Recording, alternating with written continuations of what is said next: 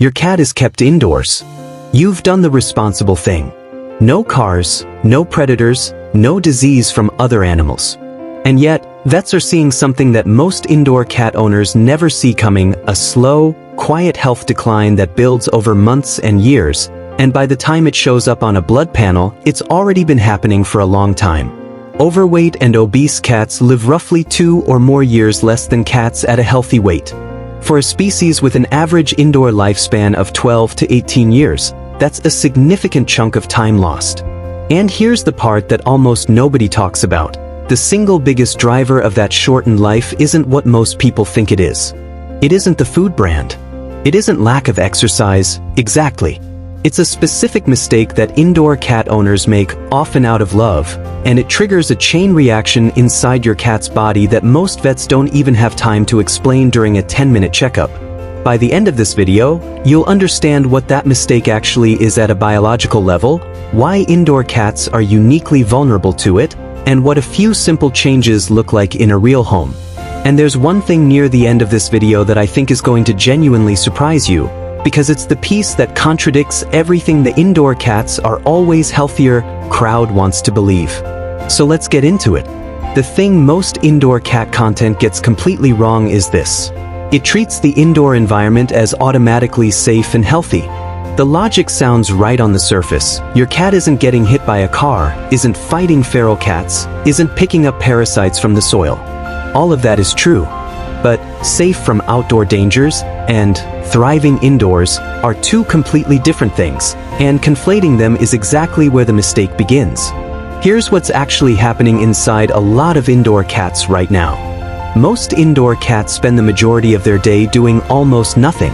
They sleep, they eat, they sleep again. And if food is available whenever they want it, which in most households it is, they eat not because they're hungry but because there's nothing else to do. Research into risk factors for indoor cats found that indoor confinement increases the probability of domestic short-haired cats becoming heavy or obese as early as 1 year of age. 1 year old. Before most owners even start thinking about weight management. Studies indicate that overweight and obesity can be present in cats as young as 12 to 13 months, particularly associated with indoor confinement and consumption of dry diets. So the clock starts earlier than almost anyone realizes.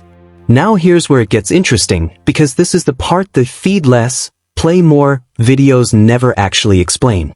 Most people assume that a chubby cat is just carrying extra weight, like a little extra padding that's mildly inconvenient but not exactly dangerous. That assumption is wrong, and it's wrong in a very specific, measurable way. The lifespan reduction isn't caused by fat itself sitting on your cat's frame. Fat tissue is metabolically active, meaning it doesn't just store energy, it releases signaling molecules that trigger low-grade, chronic inflammation throughout the body. Think about what that means. Scientists have learned that fat tissue is biologically active, secreting hormones that can cause and exacerbate inflammation and contribute to other health conditions in the feline body. It's not padding, it's a hormone gland. And the more of it your cat carries, the more of those inflammatory signals are circulating through their system every single day. Adipose tissue produces several pro-inflammatory factors, including proteins like TNF-alpha and various interleukins, and the circulating levels of these pro-inflammatory factors increase with the enlargement of fat mass. Research has found significant differences in these inflammatory markers between lean cats and overweight or obese cats. And this suggests that obesity in cats induces a chronic inflammatory response, just as it does in humans. Even before obesity-associated diseases are clinically apparent, evidence of oxidative stress and low-grade chronic inflammation is already present due to increased lipid peroxidation and pro-inflammatory adipokine secretion from growing adipose tissues. So by the time your vet mentions that your cat's blood work looks a little off, this process has likely been running in the background for months, maybe years. That's the actual mechanism connecting a few extra pounds to heart disease, kidney disease, and diabetes, not just extra weight puts pressure on organs.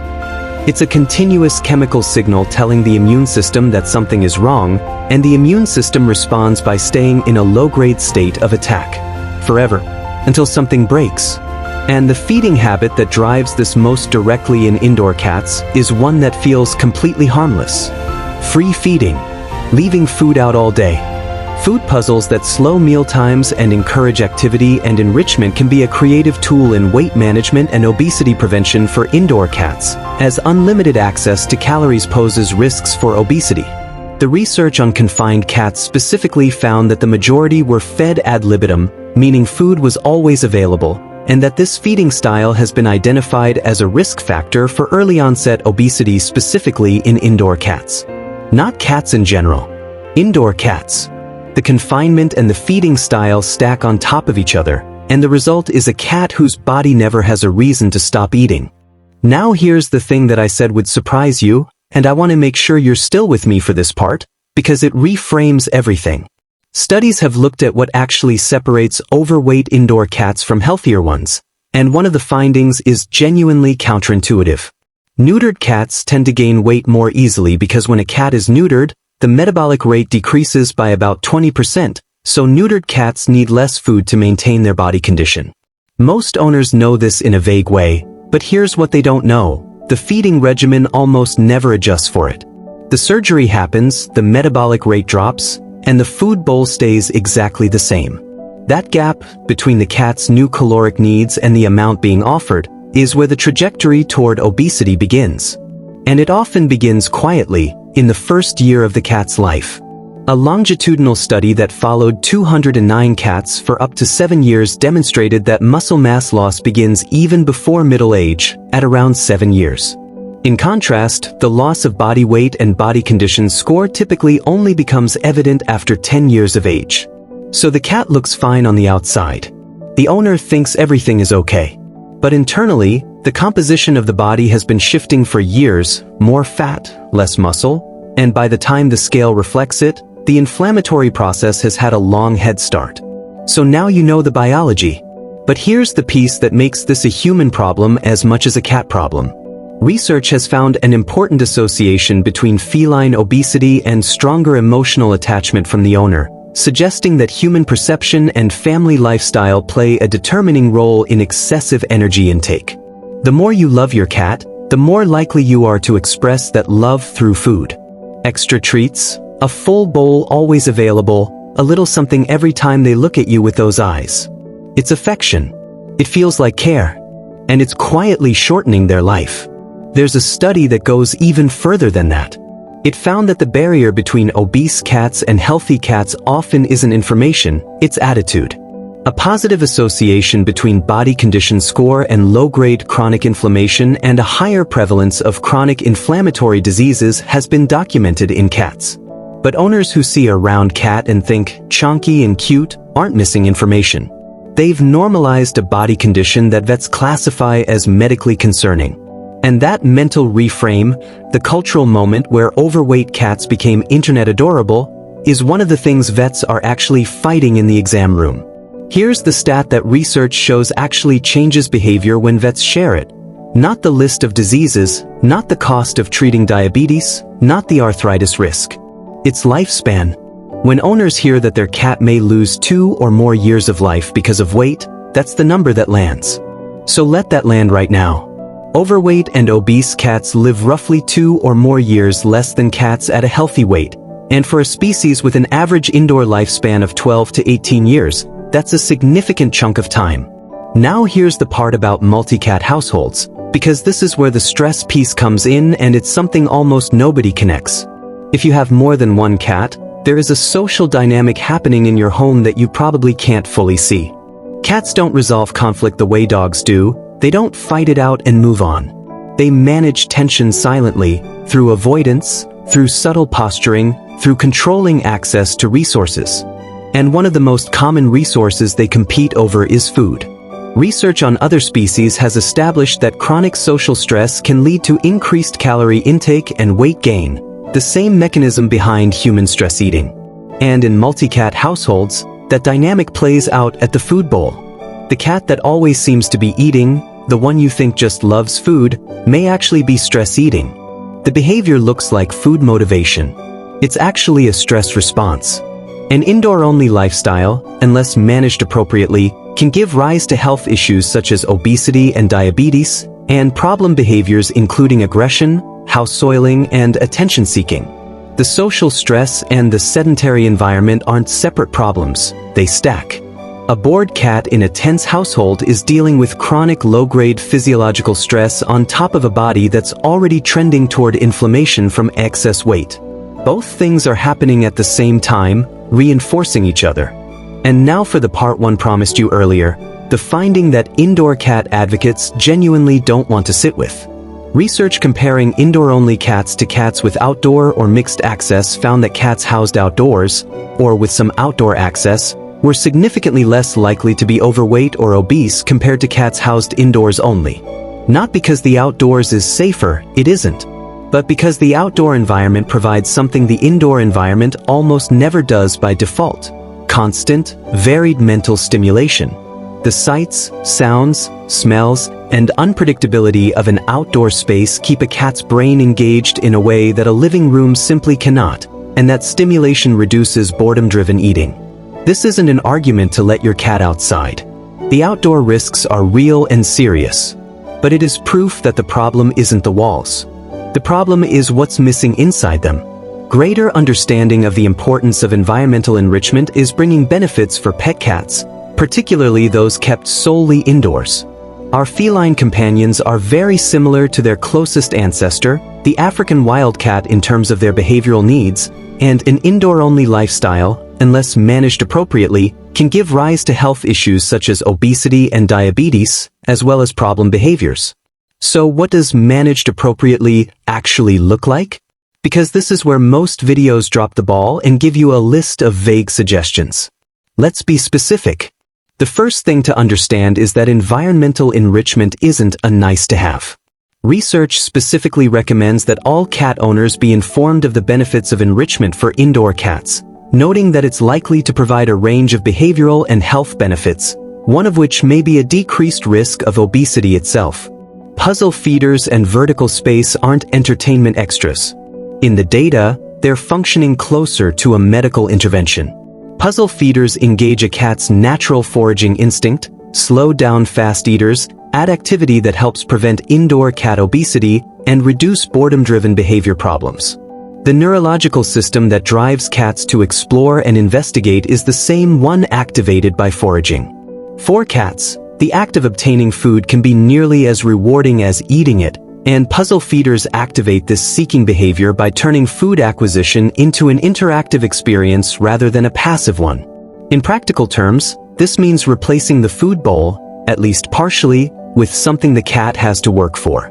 It doesn't have to be expensive. A simple way to make a food puzzle is to take a muffin tin, put kibble in one of the sections, and place a square piece of paper or cardboard over the top. The cat has to remove the covering to get to the food. Simple. Inexpensive. It encourages activity and provides cognitive stimulation. The second change is vertical space. Cats are three-dimensional animals. They don't just need floor space, they need height. A cat that can climb, survey its territory from above, and move between levels throughout the day is a cat that's physically active and mentally engaged in a way that a cat with only floor-level access simply isn't. Cat trees, wall shelves, window perches, these aren't decorations.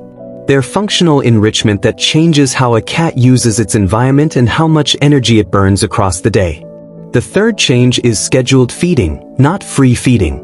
It's not just what your cat eats, but the quantity that can trigger inflammation. When too many calories are consumed, cells become stressed, and this promotes inflammation, and constant overeating can lead to chronic inflammation. Moving to 2 or 3 measured meals a day gives you actual control over what your cat is consuming.